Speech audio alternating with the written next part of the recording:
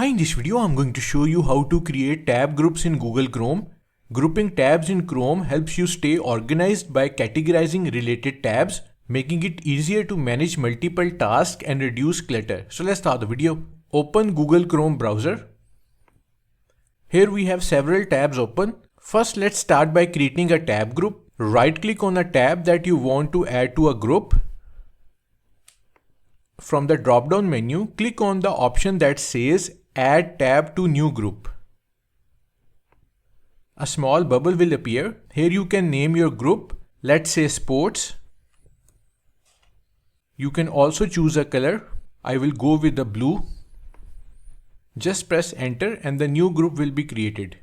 Now let's add more tabs to this group. Simply right click on another tab. Then hover your cursor over Add tab to group and then select the group you have just created. So click on sports. All the related tabs are now in a single organized group. Click on the tab group label to collapse the group. The tabs will hide, leaving just the group label. And if you need the tabs again, just click on the label to expand it. Now if you want to remove a tab from the group, right click on the tab and choose Remove from Group.